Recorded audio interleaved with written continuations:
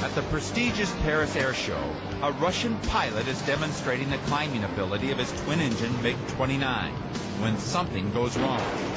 The right engine of his state-of-the-art jet abruptly shuts off, and the plane starts to die.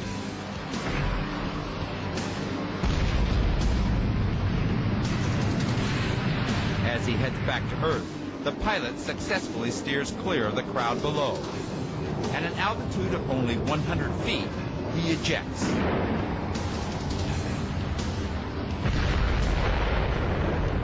The MiG crashes only 50 feet from where the pilot falls.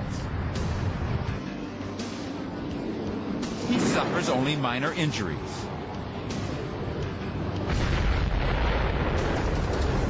Later, it was determined that the cause of the accident was a bird being sucked into the right engine.